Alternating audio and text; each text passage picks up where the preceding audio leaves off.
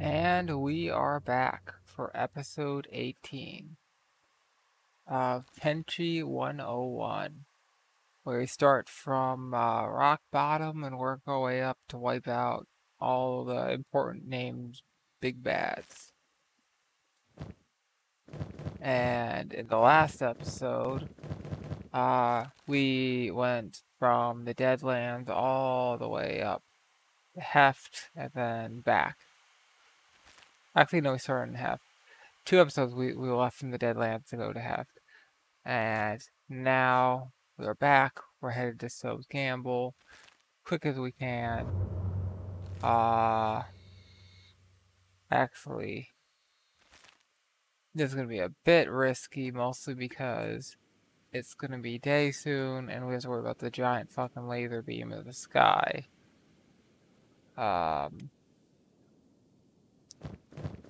That's not fun to worry about.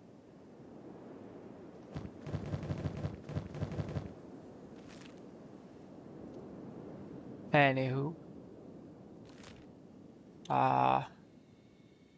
in the last episode, I was talking a lot about early American swords right before the episode ended. And they're pretty interesting.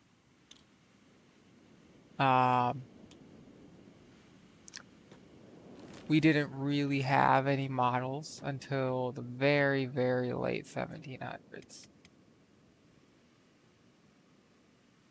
That's a blood spider. That's okay. I don't care about the blood spiders.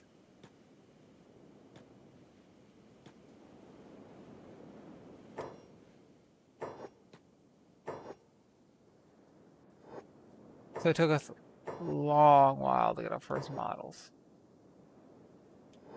So we had the Continental Army. The Continental Army was not really funded in the way a traditional army would be funded. And as a result, a lot of weird stuff happened. Come on, it's right there. So they didn't have any models. They didn't have a budget funded by taxes. It's just all donations. Wealthy people donating to help the cause of, fuck the British. But didn't really have a whole lot of trouble finding people willing to, sign up for that. Surprise, surprise.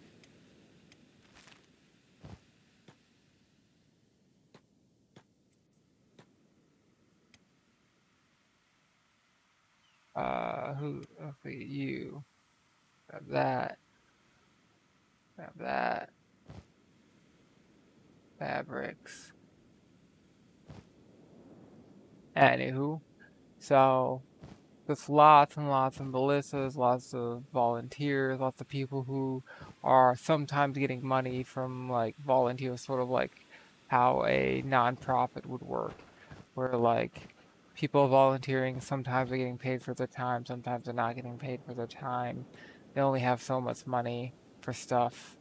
They have lots of stuff donated besides money, for like equipment or whatever. And it's all sort of a mess.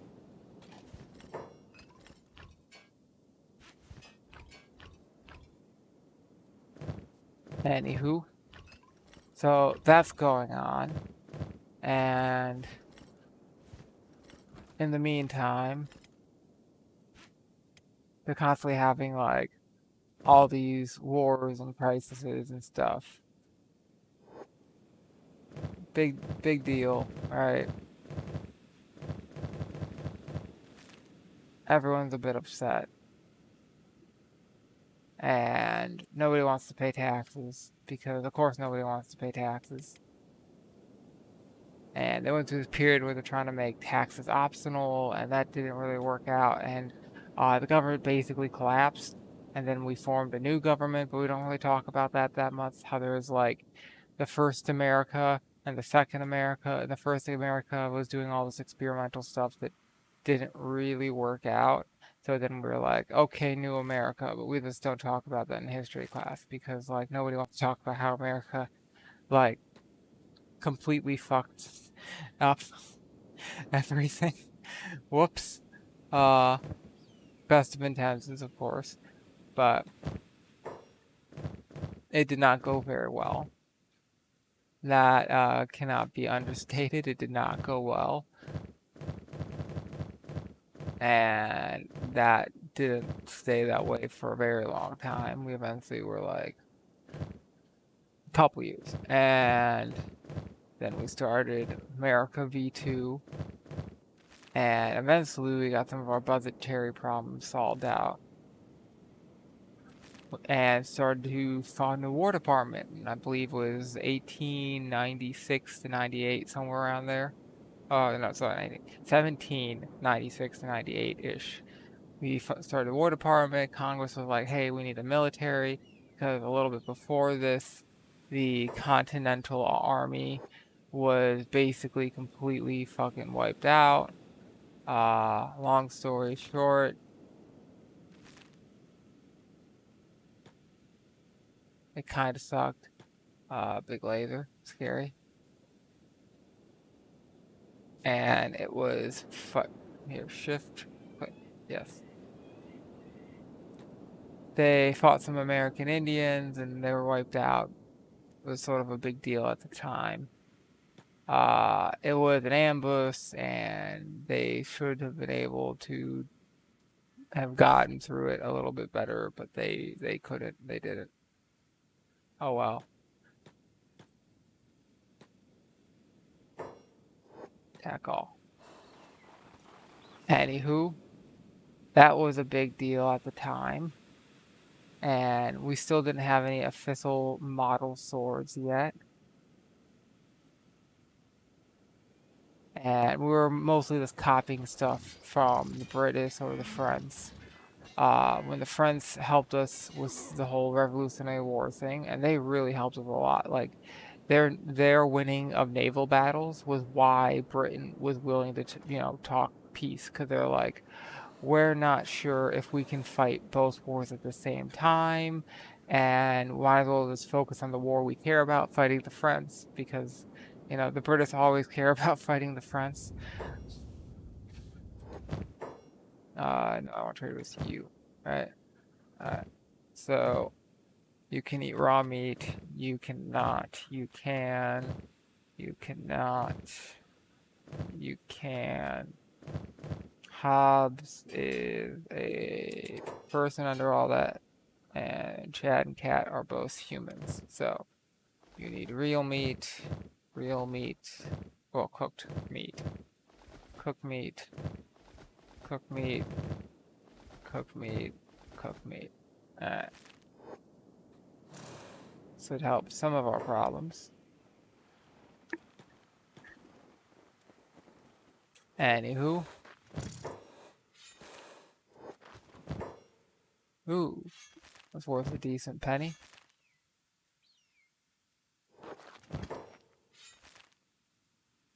So, we didn't really have any official models for a while, and that was somewhat solved by, for a while we had all these different militias, and what they would do is they would mostly function off of either the individual soldiers would buy their own kit, or they'd get donations sometimes that would help pay for it.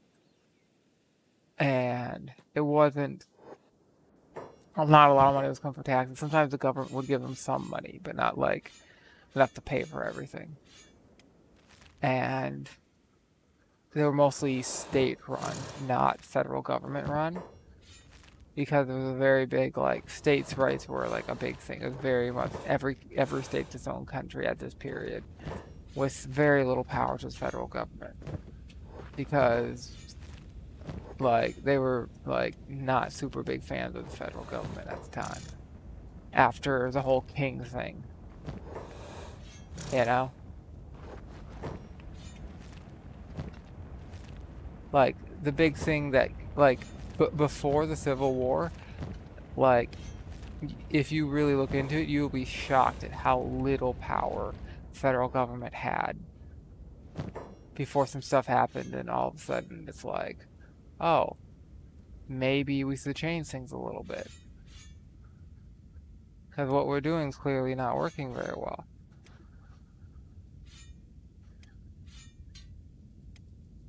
Well, it's the Civil War and all that.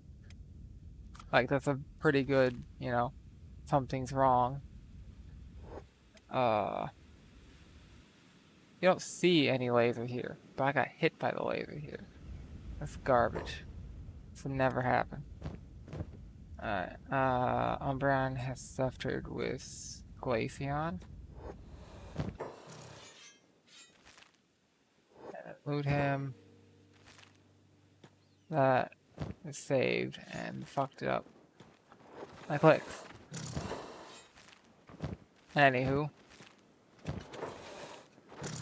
So, we only got an army like almost over 20 years. Like we had one, but it was like lots of volunteers, lots of like not federally funded stuff going on.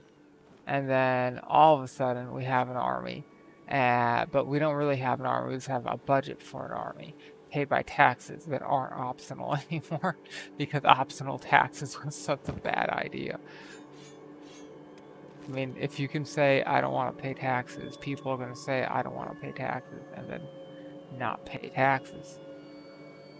Like, obviously.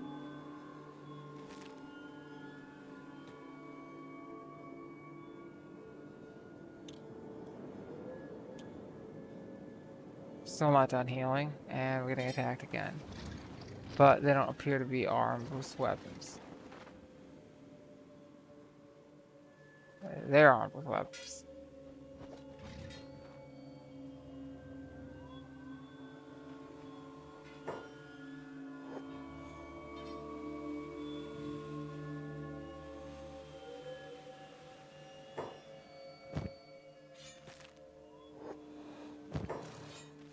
Anywho.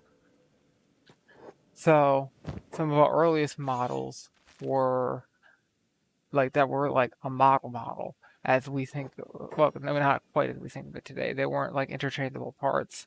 They weren't quite identical. They're very similar, but they were models for militia organizations, not like an army per se. And what they would do is a lot different than how, wait, more really? Yeah, where are these guys? No, and there's a ton of them. Alright, fucking hell.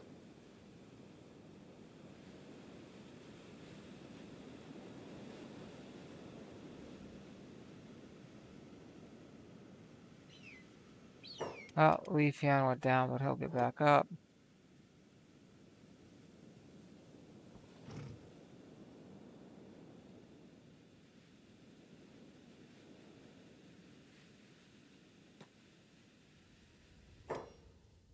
Achilles. Loot him.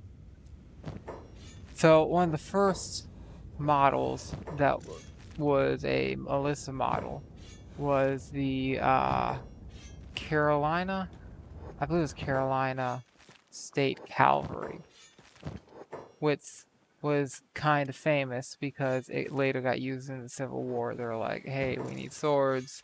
We have all this old equipment for making them in a factory or something, like somewhere. It's not super clear from what I've read where that stuff came from, but somewhere in Carolina they had it, and they were able to like use a lot of the old tooling to make more. And so they did. And that was used during the Civil War, but like in the, I believe it was 1890, no, sorry, 1790s, they were making the original version, which is a lot rarer because a lot of the ones you find are the, you know, later period 1860s ones, because steel rust and 200 plus year old like steel, it's like 220 plus year old steel at this point. Like, a lot of it isn't around anymore, unfortunately.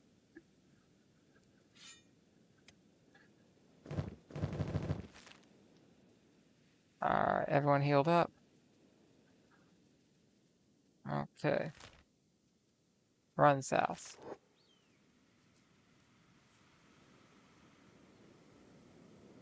We could go to that control tower and just wait out. But we'd have to fight a lot of people. And we'd have to wait out the sun.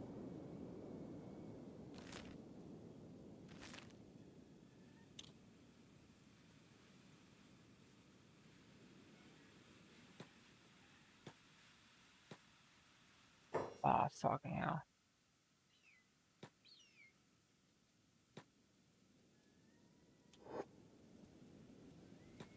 Come here. Come here. Oh, it's coming back. Fuck. Yes, I know, we're hurt. What the There's nothing here. And now they're all getting hit by something that's invisible. Like, the invisible laser beam, it really triggers me. Like, you can't run away from something that's invisible. You know what I mean? You can't avoid the invisible laser beam. And now he's moving so slow. Okay, you... You have a working arm? Yeah. Can I pick you up? Probably not, because you're carrying someone, I assume. Yes. Put him down, have Achilles get him. Pick up.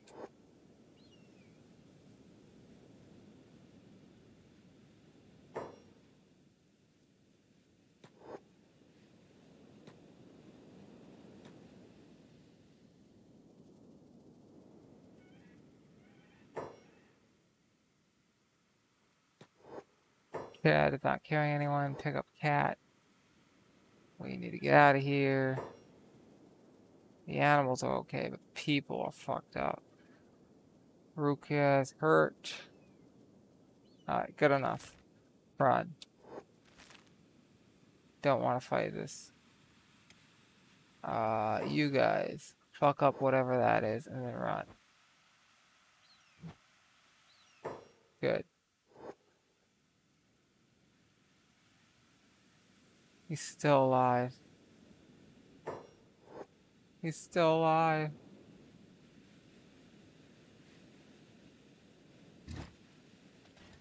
Okay.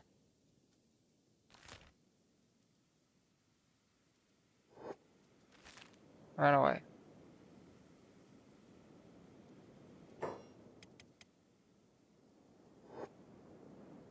Just keep running. They'll never catch you.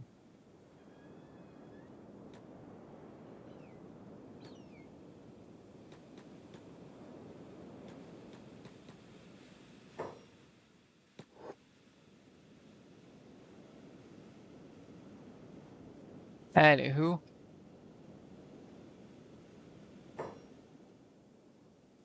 Pseudo. Grab that guy's big stick.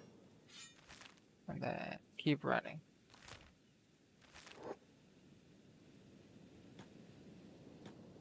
Oh, they're coming this way.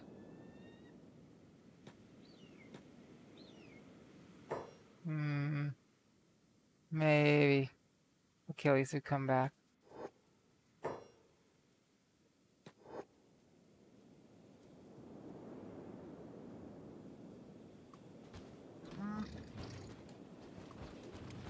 You're being carried, you're being carried. The rest of you are okay.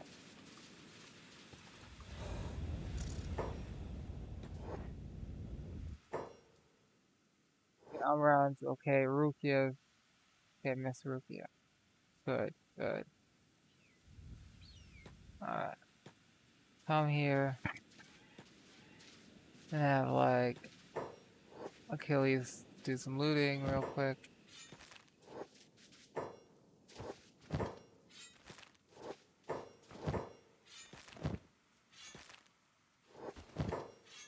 Anywho.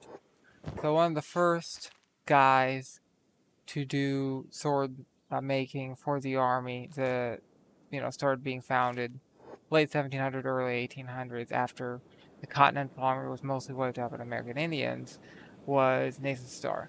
And he came along and was like, hey, what if we do all these changes to make swords better? And a lot of them didn't really catch on with elsewhere, but they were very unique. He would cant the blades differently. So normally you'd have like a straight part of the sword coming out, like if you have the grip and you have the part of the sword like coming out of the grip, you could draw a line, and the spine of the sword and the spine of the grip would be in that line, and then it would start to curve after a little bit. He was like, no, no, no. Instead, let's curve forward and then curve back. And immediately, like as soon as it's coming out of the hill, it's curved.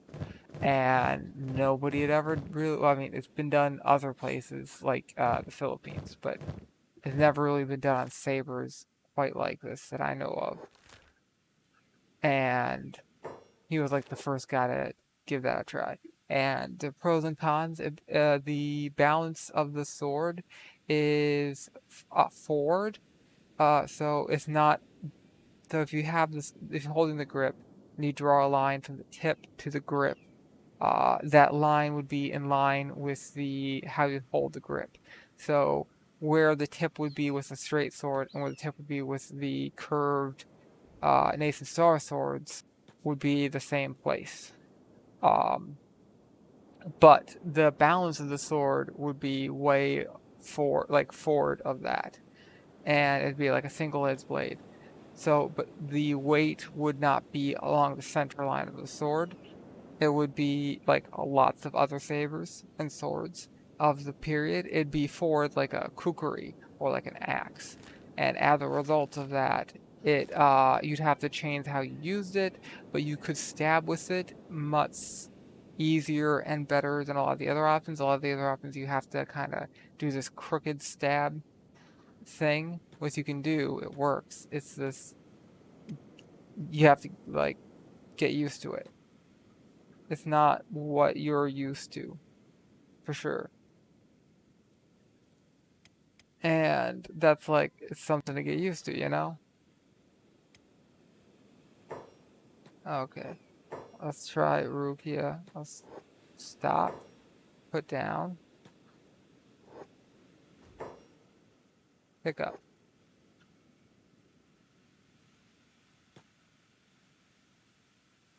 Pick up. And Rukia is now healed. Hopefully moving a little bit faster. So the weight's in a different place. There are good and bad parts about that. It means if you're going to move to block something, it's a very different movement um, than what you're used to. If you're like how you would hold and use the sword is different. How it would feel is different. You would stab with it different than you would a 1796, but more similar to a straight sword because the tip would be in line with the grip. And it was very good at cutting, and it was you could thrust with it. It wasn't great at thrusting, but you could thrust with it. And that was like you could thrust with it more like a straight sword. So if somebody used to using a small sword could thrust like or a small sword, except for, much bigger and heavier and look very different. But like the line of which you would thrust would be the same, as opposing to have to learn how to thrust with a heavily curved blade, which is like a bit of a learning curve. So many lasers I'm trying to avoid right now. Crazy.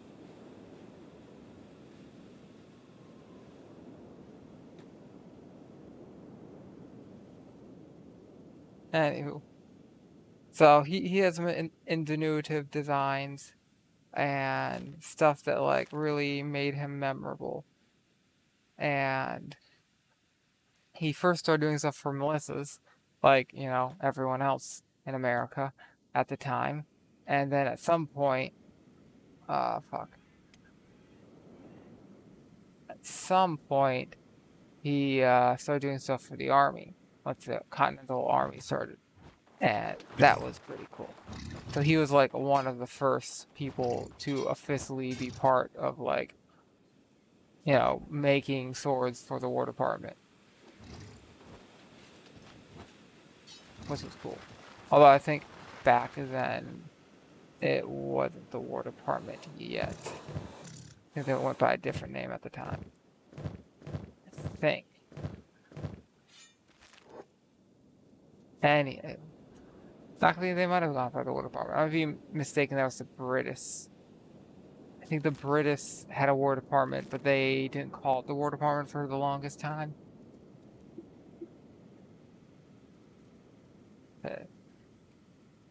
They were like weird about it. Like, we have a War Department. We're gonna call it like something else because I don't know, politics.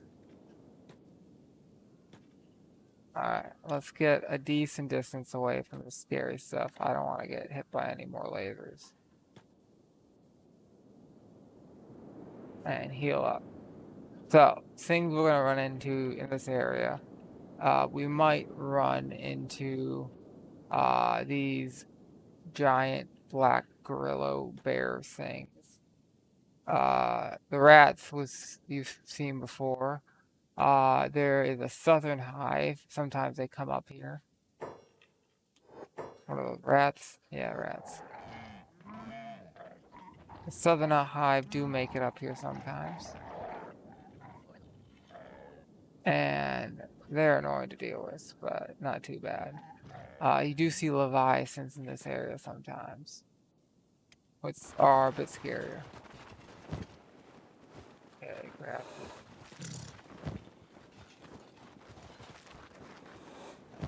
this.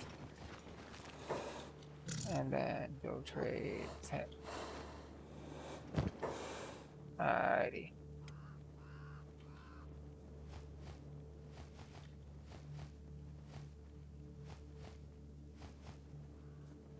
Then let's try Glaceon.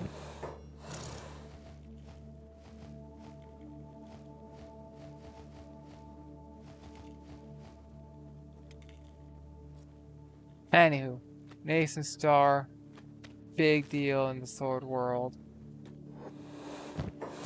because he did some ingenuitive stuff. And he was also one of the first American sword makers to make stuff for the army. Officially.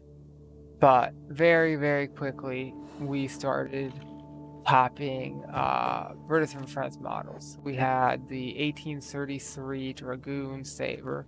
So a Dragoon, depending on who you ask, is type of cavalry. And what type of cavalry? Well, dragons breathe fire. Dragoons have guns. And specifically how they worked varied depending on like which army it was. Like everyone used them a little bit differently. The dragoons in the U.S. tend to have lots of pistols and carbines, which is like a sword rifle, and swords. And the sword was a primary weapon.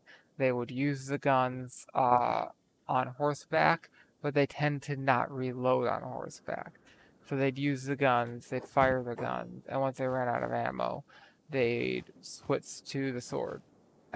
Ideally, like that was sort of like the ideal like mode. Although sometimes they wouldn't be using the ideal mode because war, combat. Like sometimes, like ideally you'd follow this military doctrine and you do whatever all the time, but in real life you don't do. It's not like the textbooks all the time. Alrighty, everyone healed up. I mean, close enough. Anywho, so how that work changed a lot over the years. Revolvers were a big deal because all of a sudden you go from like single shot pistols and occasionally like I believe it was the CSA really like using shotguns or even double barrel shotguns because they could load them. They could cut the barrel short and cut the grip short and sort of have a pistol grip type shot or two. And they weren't very accurate, but you'd be using them fairly close up. So it was okay. And that was something they liked to do. Oh, that's a lot. That's a lot. That's a lot of them. Anywho, there's some buildings over here we want to go to. I think they're over here somewhere. Anywho, so 1833 was as a British 1821. I believe the 21 was cavalry and 22 was infantry. So I think it's that way. I already did that one mixed up, or those two mixed up. But I think the 1821 would be no, yeah, 22 would be cavalry, and I believe 1822 is the one they copied to the 1833 dragoons.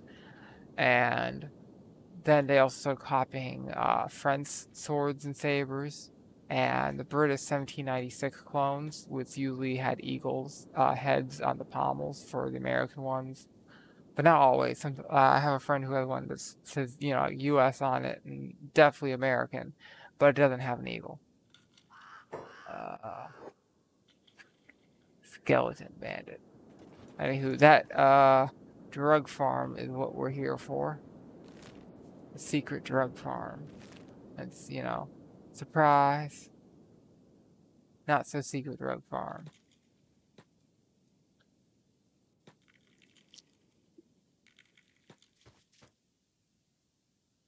So, some skeleton bandits are all beat up. Let's see if they want to play.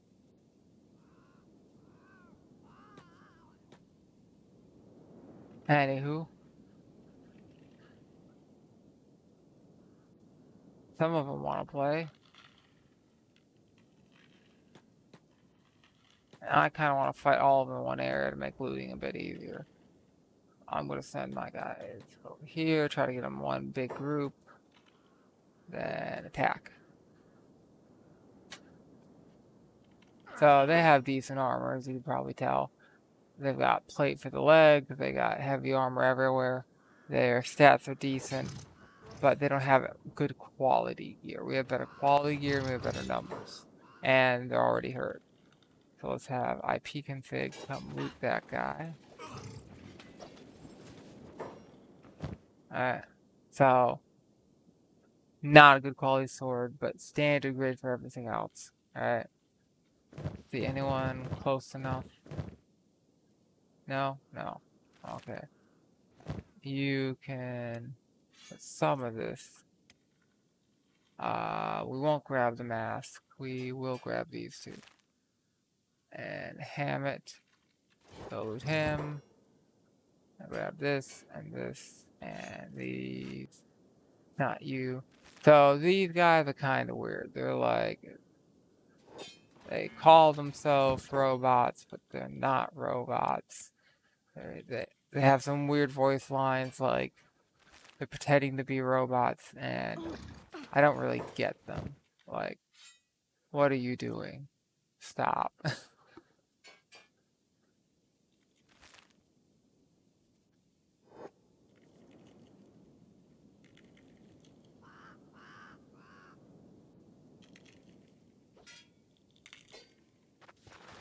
There's so many of these guys.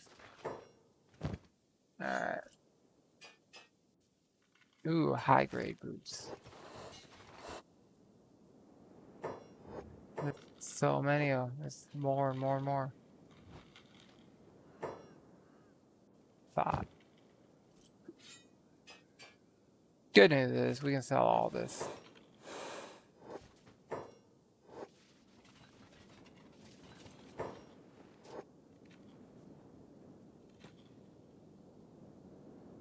Okay. Anywho. So we copied a lot of French small swords. We copied the French, so the US model 1840 is a copy of French, I believe it's like model 1816 or something for the NCO. And then the 1840 artillery officer saber was a copy of, like, I believe it was the French 1821 artillery officer saber. And we copied a ton of small swords for like the 1820-ish and 21, and we had all these like revisions of them.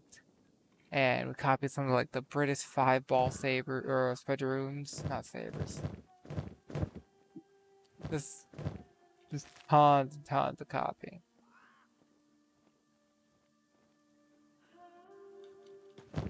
Like it's crazy how much.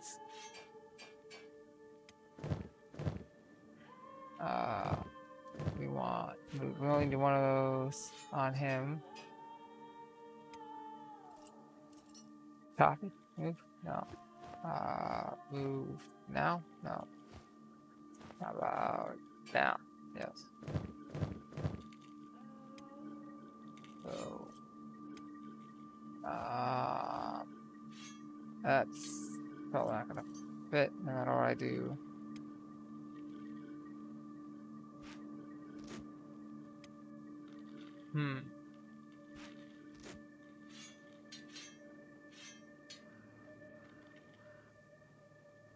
Yeah, it's not gonna fit. Okay. Trade with Legion. And anyway, for most of the 19th century, so 1800s, we just copied British in the early days, and then mostly French, and then somewhere around the late 1800s, early 1900s, we started to be like, maybe we should like try to make some of our own models. Maybe we should try to like copy the British again. So the British came up with a cavalry saber that we copied as what's known as the patent saber. And the patent saber is the British saber with a slightly different guard and grip. Mostly the grip is different. The guard is like it's basically identical. The grip though has some differences, and that's what a majority. But like the blades are there's a slight difference, but the difference is like basically aesthetic. Like the functionality of it is like the same. You have blades useless for cutting, only really good at thrusting, and it's about the same length, and it's stiff, and it has like all the same. Like you could use either blade on either sword, and not notice any difference. Like there is a difference, but like not really. Alright, let's see. Alright. Okay. So, Hammett trade with Espion. Okay. Jumpion.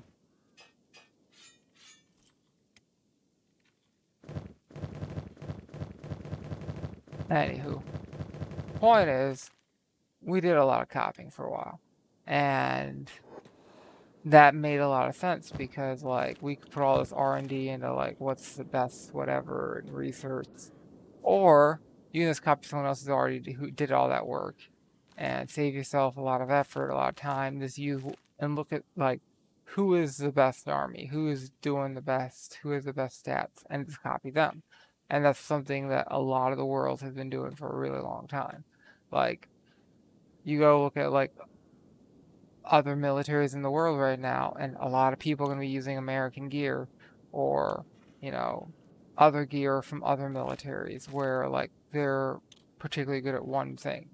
Like Russia is good at making really cost-effective vehicles that are good at what they do, but not being too expensive. So I want to go here to the lab and read it, but there's all of these guys who I don't want to fuck around with. So I'm just going to sit here for a minute. Let's see. Cat can probably be put down. Yeah. Roboboop is in a coma still. It's because of that stupid laser.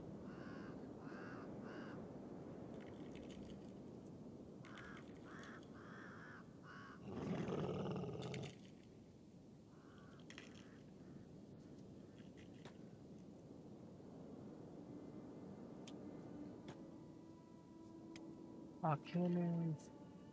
Hey. Who has leather?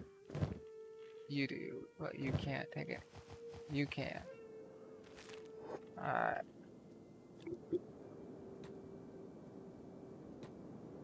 Pick the lock.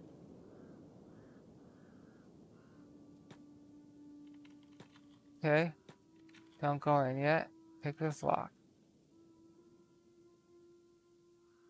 Okay. Pick that lock.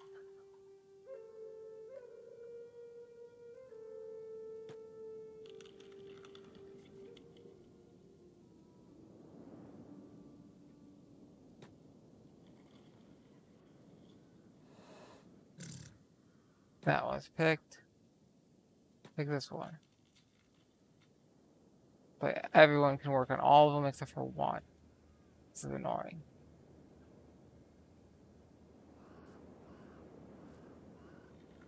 So we did have some unique stuff. Like the Bowie knives, which were eventually made into Bowie swords. Especially in the South, because like people needed tools to do like at the spade, like a little tiny shovel, right? People needed tools that could, be used to split firewood. People needed tools that could do all of these tasks. Attack. So he glistened into the wall during the fight and got stuck here. Now he died.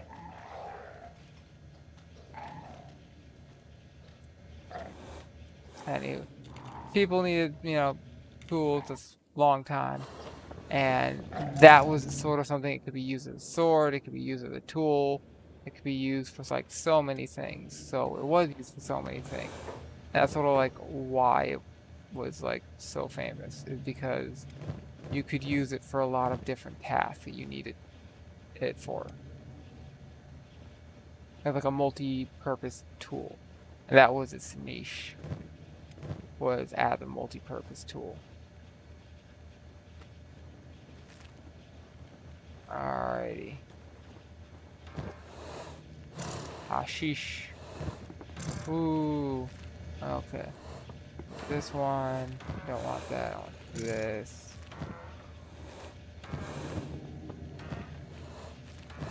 And that. And I don't want any of this. Sure, I'll grab you too. I'm here for the drugs. Alright, trade.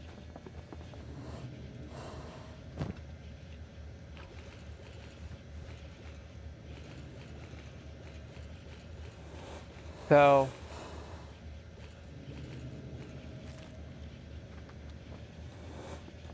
the Bowie knives, like they were used before, like the famous Bowie gave them their name, and very useful. This is like a sort of multi-tool type thing. I don't think I need any of that. I think I do want to come up here. There's some painters maybe with stuff. I don't need that. Hump's not very valuable.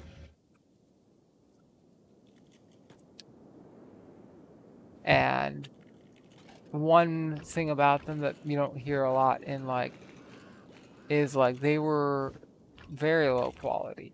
There was a lot of problem with like quality assurance with the Bowies, especially during the Civil War, but during other periods too.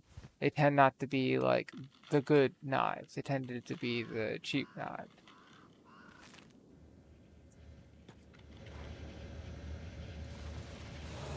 Because like you could save your good steel for other stuff. So why don't you? Because you could make them very sick. And that was like part of what you're supposed to do with something, is make this really big, thick sword.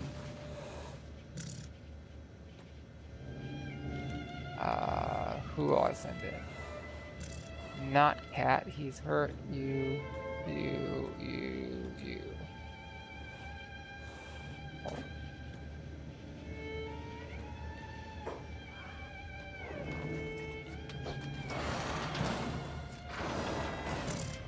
Anywho.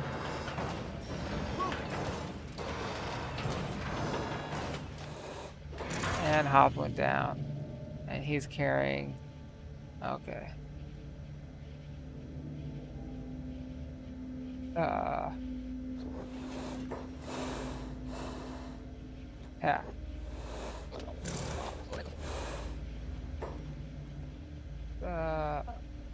You're carrying somebody.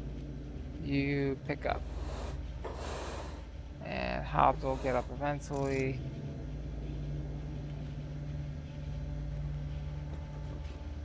Meantime, where did that robot go? There you are.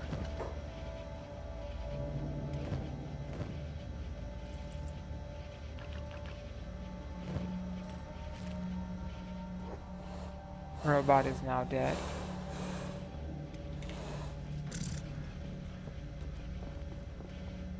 Oh, I'm tired. Why am I tired?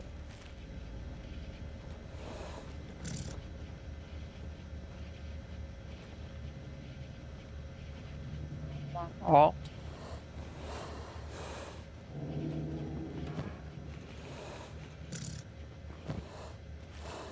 Come on.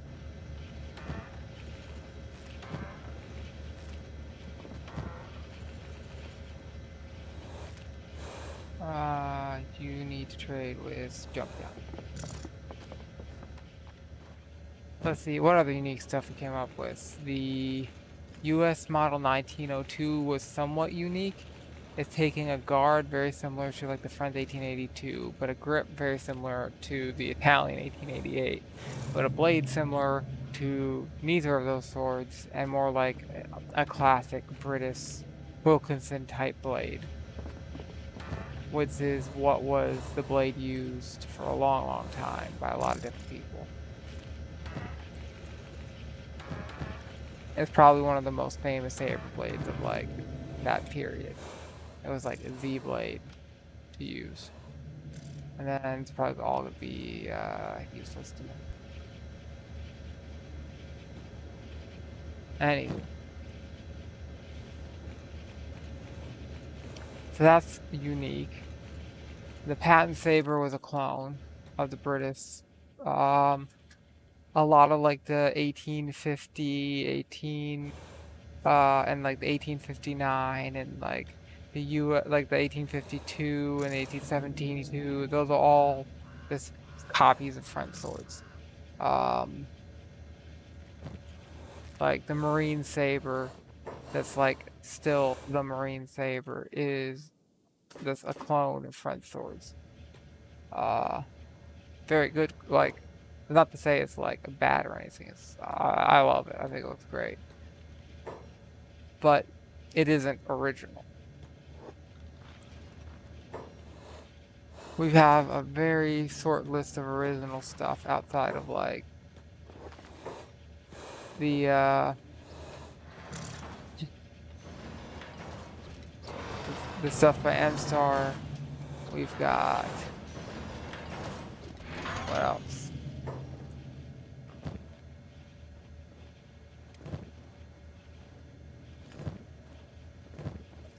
We've got some of the Indian princess heads from like 1820 and 1840. Very similar to like some small swords, but they're like, let's put it like American Indian heads on it, but not just any American Indian heads, Pocahontas heads. So you could get like Indian princess head swords, which are kind of cool, from like 1821, which is like, yes, diversity in 1821. The Trail of Tears hasn't even happened yet, but diversity. It's just one of those weird like, wait, what moments. What now?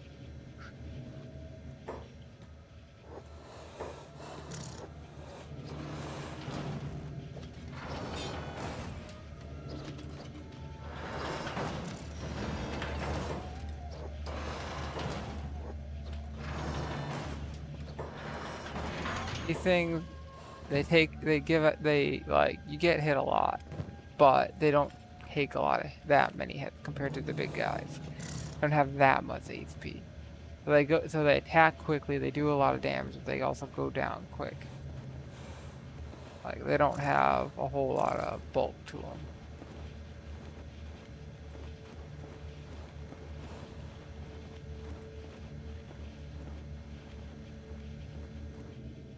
You know what? On hold. Let's step outside for a bit. Heal. So all of these have been cleared of robots except for this one. There's maybe at most one more left. Maybe none. That might have been the last one. Alright.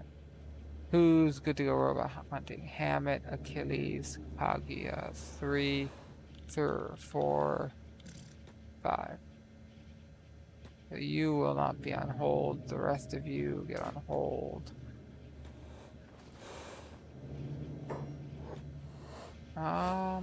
Okay then. We're good.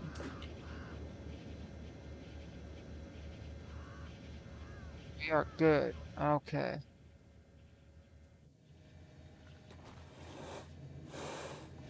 So, the Indian princess stuff is pretty unique. I don't know of any other country that has, like, an American Indian in full, like, American Indian gear on a military saber.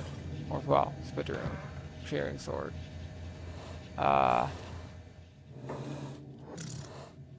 So, spittoon, the shearing swords, you got a straight blade, you have a hilt that's either a saber-like or usually more like a small sword, and it's a cut and thrust blade, and they try to be too many things at once for a lot of them, where they want to be able to cut, they want to be able to thrust, they want to be able to be very light and close to the hand, but they tend not to be good at everything, because you gotta have trade-offs. If you want to be able to cut well, you need a certain amount of thickness and weight, and if you want to be really light, you can't have too much thickness or weight. And it's like, they're like, no, we want literally everything. Well, you can't have everything.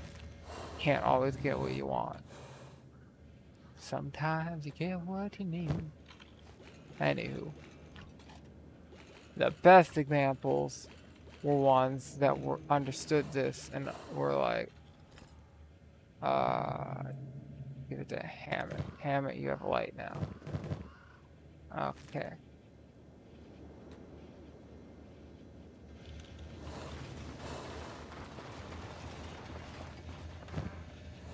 Another light.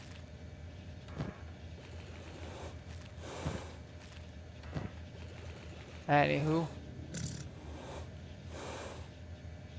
So, being able to make compromises, like, you have to make compromises with sword design. Like, that's something a lot of people don't get, is like, they want to be, like, good at everything. And focused masters of none. And it's usually just really shit.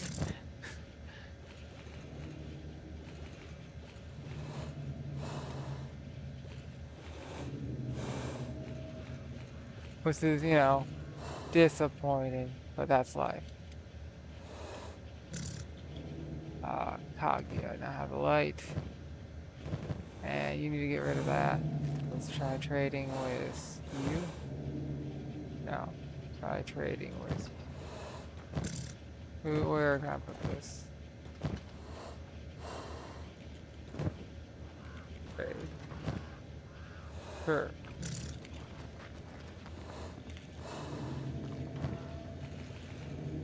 Anywho. So that's Spitteroons. And the Indian Princess head was one. It had the very small sword-like hilt, but like an American Indian Princess head with like the headgear and everything. Looks pretty cool. They're very, very uncommon because they're 200 years old at this point, or close to. So, not a whole lot of them left. A lot of them had mother of pearl or bone or ivory hilts because the quote-unquote model of the time was a yellow hilt with, let's see what I was, to have a yellow hilt with, yeah, okay. I want to go to you, I want to trade to Umbreon. No, I want to trade to Glaceon. No. Vaporeon? Yes, Vaporeon. That. And sure, I'll give you this too. And then go here. Who doesn't have that on good belt? There we go. So yellow hilt, a white grip, or white or yellow grip, a yellow hilt, and a straight blade for infantry officer. And that was, yeah, for infantry officers, and that was in 1821. Then later they made a couple of revisions, but we don't have all the revisions because they were just lost. Good job, U.S. military. Some of the revisions, the paperwork just like disappeared at some point, and nobody knows what they really were. There's like no surviving documentation, or if it is, like nobody knows what it says. Nobody knows where it is. And it's been that way for a long time. Like maybe there's something hidden somewhere. Probably there's something hidden somewhere in like the Library of Congress, because like not everyone had the best system for labeling and management and whatever throughout history. Like there's been a lot of history, you know. Dump that, and then trade with you.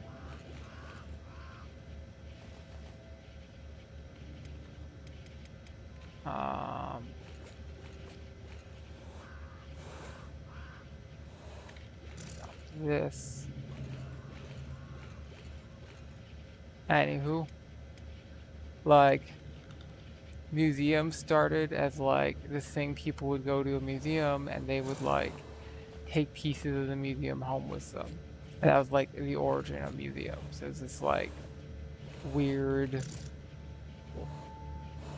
thing where like the purpose of it wasn't to preserve the artifacts, it was like entertainment and like making money off of entertaining people about like this thing. Like,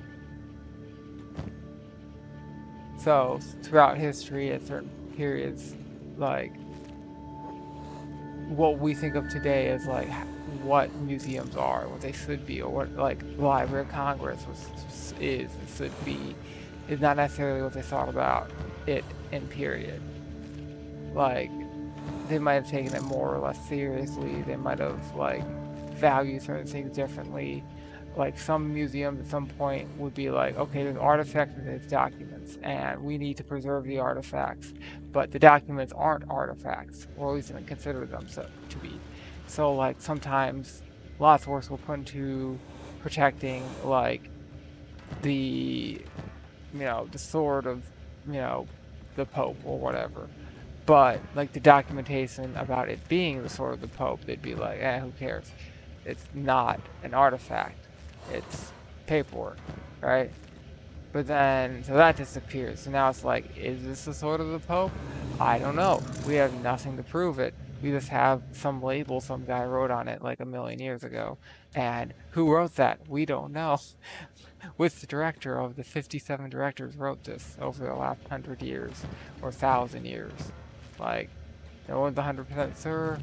We don't really know. Like, it said that, belonged to so-and-so, but did it? I'm not sure. That's sort of like a problem. Not knowing that. But, yeah, there's probably some lost documents in the Library of Congress somewhere. Because that place is huge, and it's been around long enough that there have been periods where it wasn't seen as much of an important historical thing to preserve all of that information. We're not gonna kill these guys. They're annoying.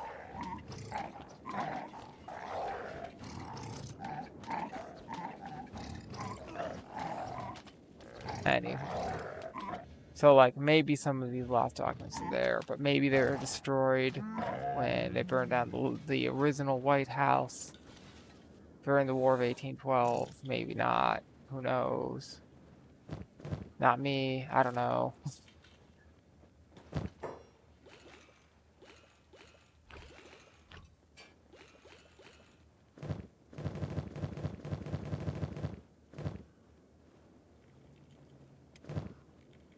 Okay, so you, yes, yes, no, all right.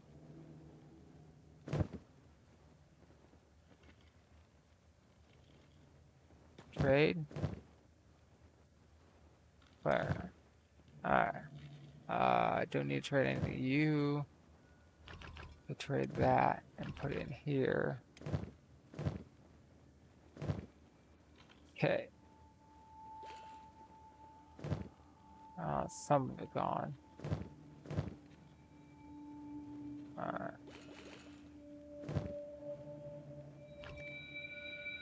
Alright. That's everything. Okay, you just grab all this.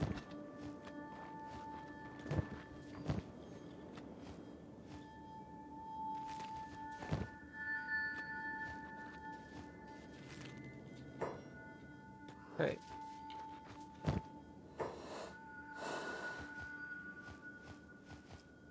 Anywho, so we only have some of the 1821 to 1840 model stuff, which is unfortunate, but you know, that's life.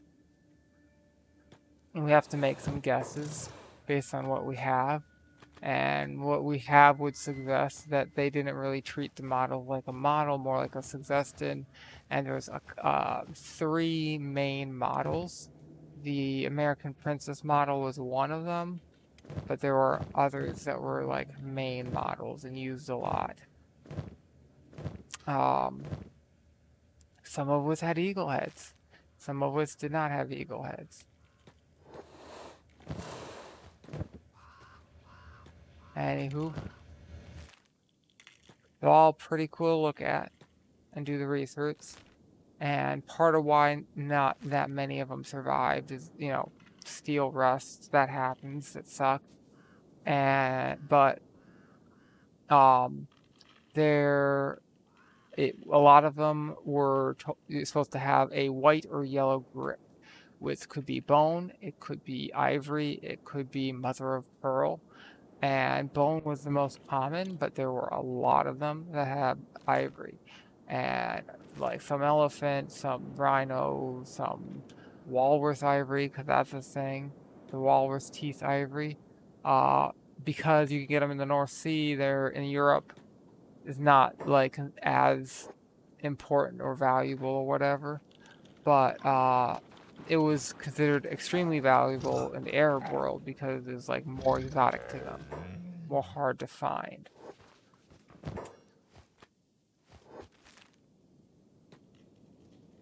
What are they doing? Is there something they're trying to attack? I think there is. Anywho. Walrus ivory is sort of like a fun thing to learn about, but there's also like the ivory of, what do you call them? Warthogs. So these skeleton bandits. So we could take them out. We could beat them. Problem I see is if we do fight them and beat them, carrying all their stuff could be hard.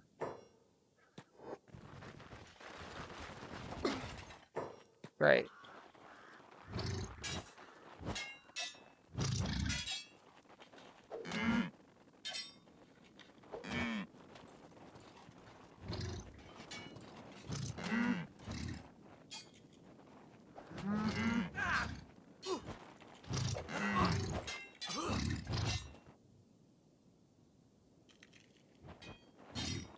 Also, we're not doing so well. A lot of us have damage. Hobbs went down. Was he carrying anyone? I don't think he was. Chad went down. Chad was carrying someone. Yeah. Chad was carrying that cloud ninja. Cat. Attack.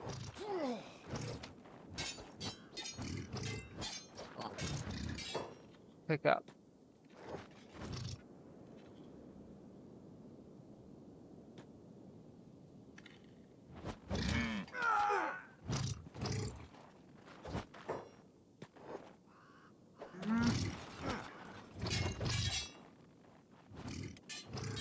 Unconscious, you're unconscious.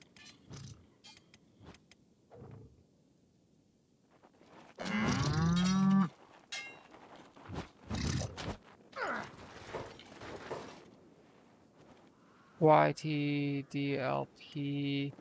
Grab his sword. Grab some of this stuff.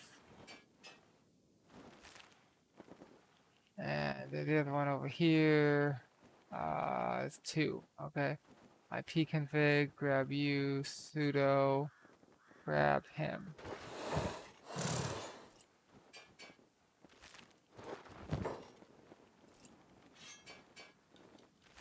Okay. So, medicine.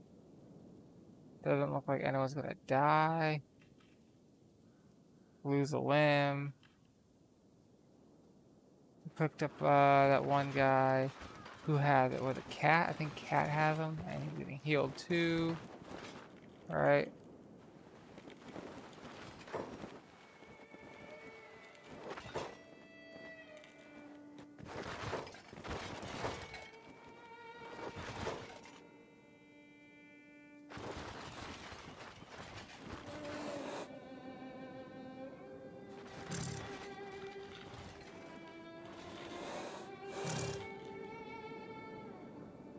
So, we got what? 4 people down.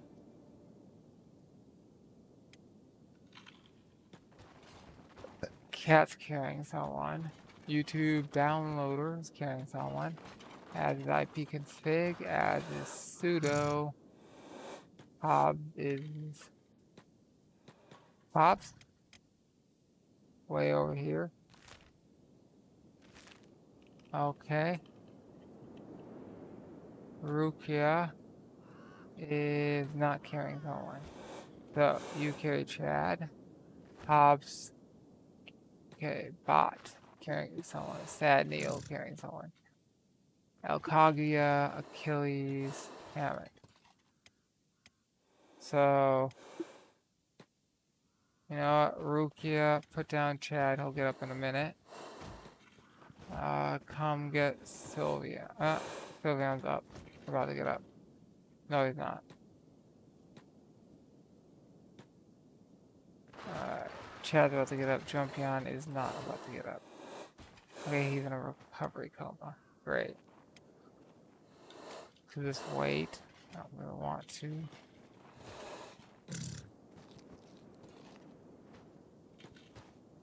Put down. In the meantime, let's do something about this food situation. No, you are beep. You can get raw meat. You can get raw meat.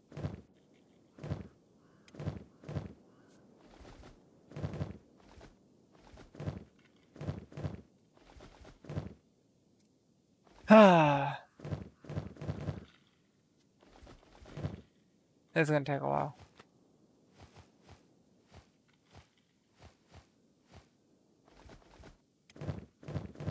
Who has here?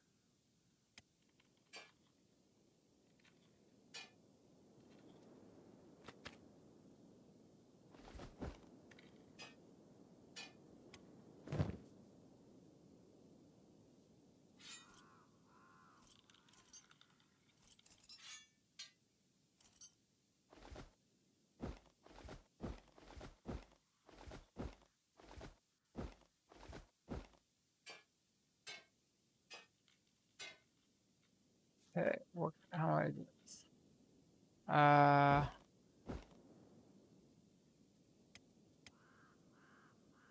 I'm gonna do this. You know what? I'll do that.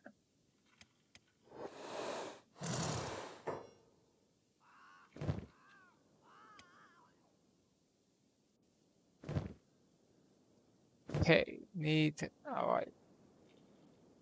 We need to get some of this off Jolteon into other pack animals.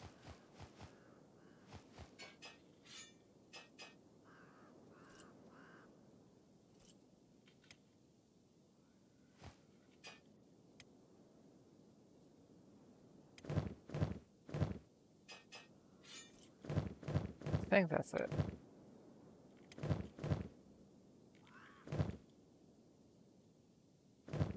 Think that's the big stuff.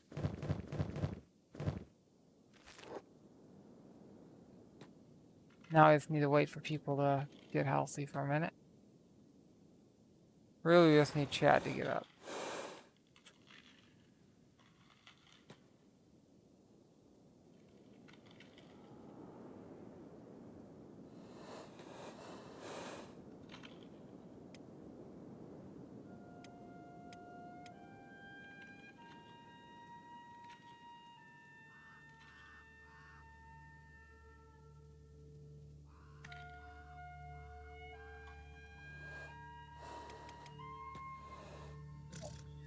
Let's do that, and then come on, put him down, Hobbs. And you can pick up Chad. And we're good. Alrighty. So, we've got a bear chasing us, the black gorillo, which is basically a bear. And there's a leviathan over there that we're going to ignore because he's slow, he's not attacking us, and we don't have anyone local we want him to kill for us. And we're not in the state to fight it. If we fought it, we could maybe beat it if we were fully healed, but a lot of people would lose limbs. We get a lot of levels fighting it, but there'd be a lot of limb loss, and we do not currently have the resources to replace all those limbs. We will soon, I hope. Everyone go to Flash Lagoon. Just full on run. Just run. Just literally everyone. It's a little bit past noon in game. It's like 2 o'clock. Alrighty. Damn it. Alrighty. We have kind of random meat, but nothing else in here. It's all the animals. Good.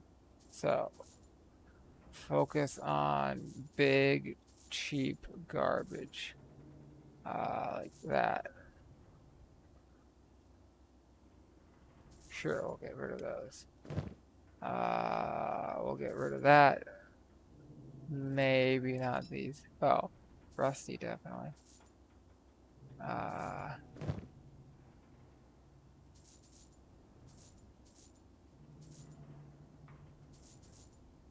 Standard gray can go. And he's out of money. So, the good armor. Let's see. Do you have good armored rags or, okay, specialist hood? Got. We only really want good stuff here. Armored rags that are good. That's good for martial arts. You only have a 0.02 negative to your combat speed. So if we can get, and it also gives a +4 to martial arts. So if you're 100 points, you're at 98. So that's still very good. Slight decrease to dex. I think this is probably the best we're going to do for martial arts for Chad. And it's much better armor than what he's wearing. As far as like protective. We don't have anyone else doing martial arts at the moment. Leather, if we could find good quality leather, would be nice. But that's not going to happen. Alright, and then you have more money now to take. I probably shouldn't be selling those swords, they're so expensive. It's that, that. Kind of get rid of that. These. And what else? Lots of these we need to get rid of. Standard, standard, standard, standard, standard. Garbage sword. 700 is a little bit more money. Okay. Trading reins. How about you?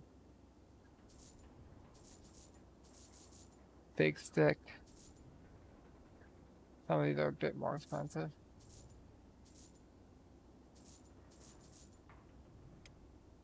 Get rid of some of the cheaper big sticks.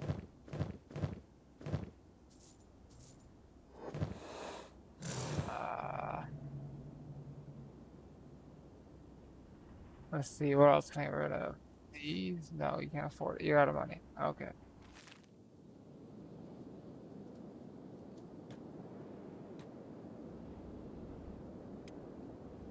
Yeah, it happens.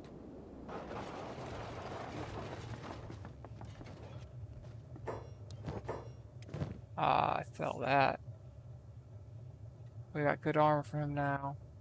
Any good limbs? No. All garbage. Any good black backpacks? No.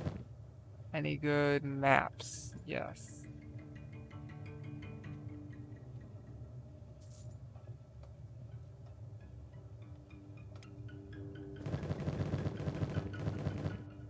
Okay. Toss this.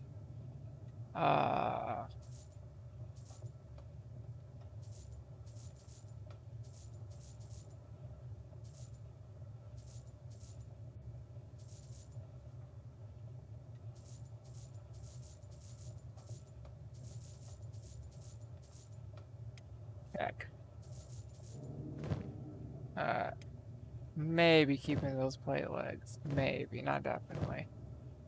A lot of the stuff we're keeping. Getting rid of all of these. Except for maybe this one. We do want to sell this. Not this moment.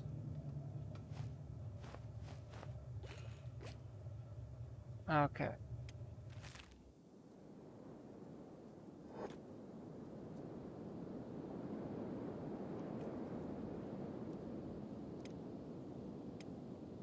In the meantime, who has that armor?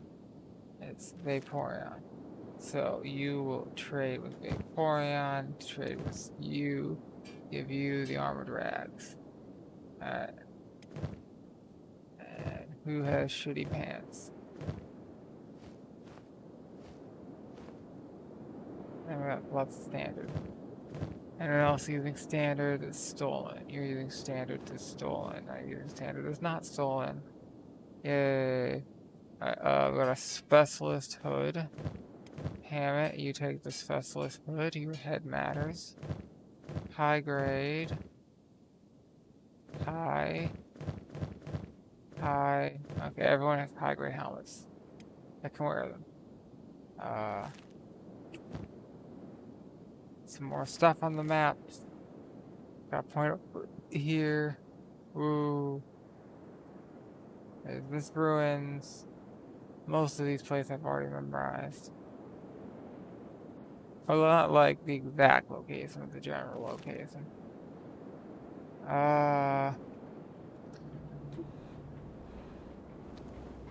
Lots of buying and selling here. So this is one of the better places we can sell drugs. Hashish. But if I sell it, he's gonna run out of money like immediately. So it's sort of like, do I want to do that or do I want to get rid of inventory that is taking up space? I kind of want to get rid of inventory that's taking up space. And get rid of the hashish.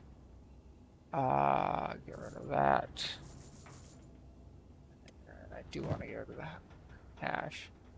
This stuff's kind of expensive. That's going to clear them out too quickly. That's a stick.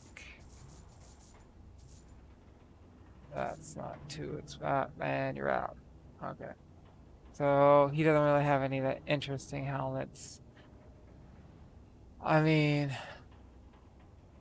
he's got an Eagle Cross. That's nice. He's got a Mark II and III for the cleaver and polearm. That's not bad. It's usable. That Iron Hat was the good thing about that is give you acid protection, and it is decent armor. Um, you wouldn't think it looking at it like it only is covers the top of your head, but it actually helps cover a lot of your front and sides and back of your head because it's meant to protect melee weapons. So if you're swinging at it, you're usually going to swing at it where part of the edge will hit the edge of that wide rim, which will help protect your head. Which, you know, until you're actually doing this, you don't really realize, wait a minute, like, was essentially like a giant sombrero is protecting my head from a sword, but or my face from a sword. But yeah, it's cool. It's all cool, man. Alright. I'm probably gonna do at this point is we have enough space. Now we need to get rid of some of these drugs because otherwise we have to find somewhere to sell them where we can sell them, which there's not a lot of places we can do that. Who has hashish? And you're out of money. We could maybe buy some meds or food. I'm thinking, let's buy some of this and this. And for meds, we're pretty good on meds. Pretty good on meds. Sell some of that. Like, we're getting, so this is like huge increase in value selling it here.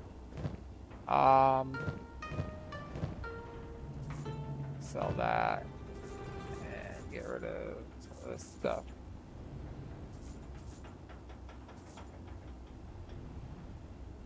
Alright.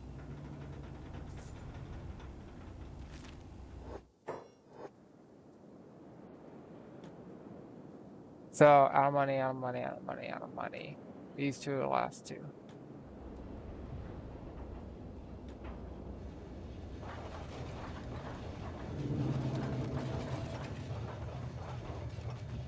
Huh.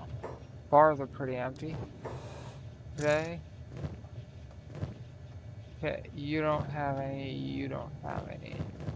Like all of it is on this guy. You don't count as stolen. You do, you don't count as stolen. I want to sell the does not count as stolen stuff first. Here. And save stuff that is stolen for the Thieves Guild, where I might get full price for it anyway.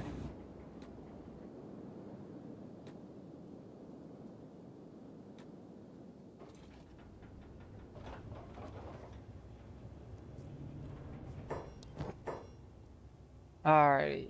So you do have mass working across here too, so there's two in this place. And they do take long bolts, which are harder to come by and a bit expensive. But it's really, really, really good doing damage. We just don't have anyone who can use them. Eventually we want to get people to use them, but we're not there. Doesn't count as stolen, doesn't count as stolen, doesn't count. So the stolen stuff, I'm getting 360. The not stolen stuff, I'm getting 720, full price. Which, like, I've got 25k off this guy. We're at 117. And we still got tons of stuff to sell. But we need to rest up.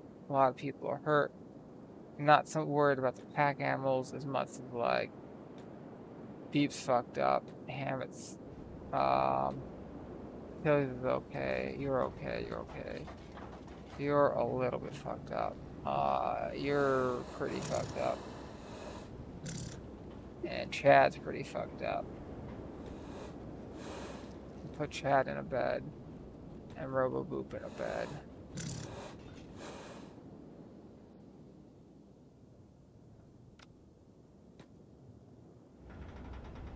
So here the beds are, I think, 200, and over here the beds are also 200.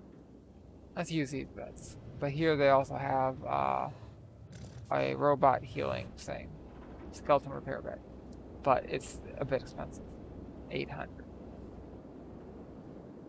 800. Where are they underneath? No, they're not underneath. Alright. So we want and then Hammett, Robo-Boop in. So they'll heal eventually. His chest is fucked up. Who else is fucked up? Bot. He'll get better eventually. I think Chad. I was a bit worried about. Wait. Guy, let's go back. Cat, I'm a little worried about too.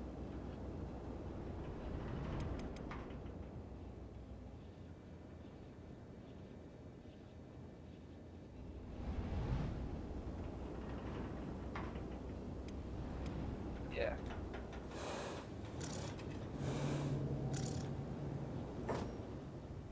Pick up.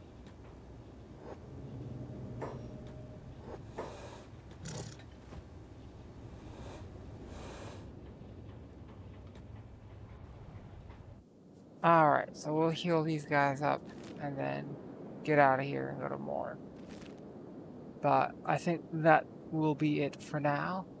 This has been what, episode 18 of Kenshi 101.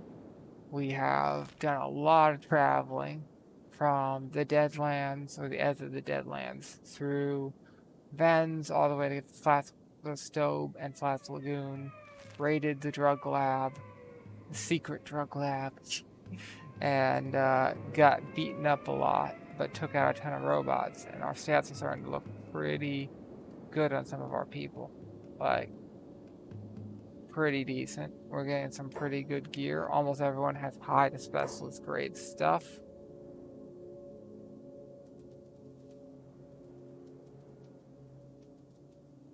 But I think that'll be it for this episode. Until next time, see ya.